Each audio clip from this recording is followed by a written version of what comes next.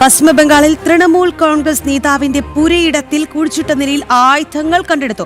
North 24 Parganas ജില്ലയിലെ തൃണമൂൽ നേതാവ് സുജിത് സാഹയുടെ വസ്തുവിൽ നിന്നാണ് നിരവധി തോക്കുകൾ കണ്ടെടുത്തത്. 2021 നിയമസഭാ തെരഞ്ഞെടുപ്പുമായി ബന്ധപ്പെട്ട ആക്രമണങ്ങളിൽ സുജിത് സാഹിയും സഹോദരനും പ്രതികളാണ്. ഇതിന്റെ തെരഞ്ഞെടുപ്പ് അക്രമ കേസുകളിൽ പ്രതിഷേധിച്ച് മമതാ ബാനർജി ധർണ നടത്താൻ ഒരുങ്ങുകയാണ്. ആദർശ് TS ഒരിക്കൽ കൂടി രാജ്യ തലസ്ഥാനത്ത് നിന്ന് ചേരുന്നു. ആദർശ്, തൃണമൂൽ കോൺഗ്രസിന്റെ അക്രമ രാഷ്ട്രീയത്തെക്കുറിച്ച് ആർക്കും പറഞ്ഞു മനസ്സിലാക്കേണ്ടതില്ല.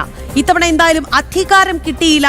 പക്ഷേ കഴിഞ്ഞ തവണ ഇവർ എന്തൊക്കെ ചെയ്തിരുന്നു അതിന്റെ തുടർച്ച എന്നോണം ഇപ്പോൾ സുവേന്ദു അധികാരി സർക്കാർ പരിശോധന വ്യാപകമാക്കിയിട്ടുണ്ട്. ഈ പരിശോധനയിലാണോ ആയുധങ്ങൾ കണ്ടെടുത്തത്? രാഖി ചൂണ്ടിക്കാട്ടിയതുപോലെ തന്നെയാണ് തൃണമൂൽ കോൺഗ്രസിനെ സംബന്ധിച്ചിടത്തോളം അവർ നടത്തിയ അക്രമങ്ങൾക്കെല്ലാമുള്ള ഒരു തിരിച്ചടിയാണ് അവർക്ക് ഈ തെരഞ്ഞെടുപ്പിലേറ്റ കനത്ത പരാജയം.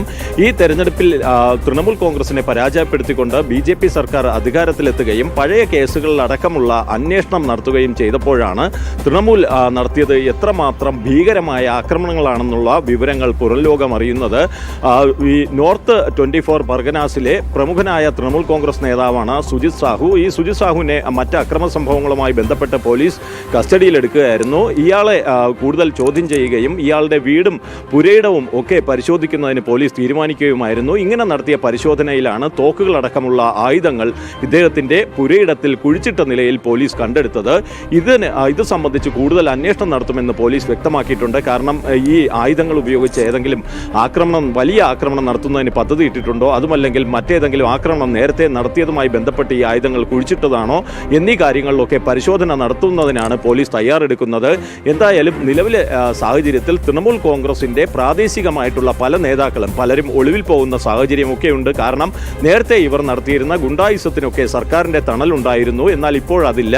പോലീസും കടുത്ത നടപടികളിലേക്ക് കടക്കുന്നു. ഇത് തൃണമൂൽ കോൺഗ്രസിനെ ഭയപ്പെടുത്തുകയും ചെയ്യുന്നു. അതുകൊണ്ട് തന്നെയാണ് 2021 അക്രമ സംഭവങ്ങളുമായി ബന്ധപ്പെട്ട ഈ കേസുകൾ എടുക്കുന്നതിൽ പ്രതിഷേധവുമായി തൃണമൂൽ കോൺഗ്രസ് രംഗത്ത് വന്നതും മമതാ ബാനർജിയുടെ നേതൃത്വത്തിൽ കൊൽക്കത്തയിൽ ധർണ നടത്തുന്നതിന് തീരുമാനിക്കുകയും ചെയ്തത്. എന്തായാലും തൃണമൂൽ നേതാവിന്റെ പുരയിടത്തിൽ നിന്നാണ് പോലീസ് ഈ ആയുധങ്ങൾ പിടികൂടിയിരിക്കുന്നത് എന്നുള്ളതാണ്. തൃണമൂലിനെ സംബന്ധിച്ചിടത്തോളം അവരുടെ അക്രമ രാഷ്ട്രീയം ഒന്നും തന്നെ എടുത്തു പറയേണ്ടതില്ല. പക്ഷേ ഇപ്പോൾ ചില നിർണായകമായ പരിശോധനകൾ നടക്കുന്നുണ്ട് എന്നുള്ളതാണ് ആദർശ് റിപ്പോർട്ട് ചെയ്തത്.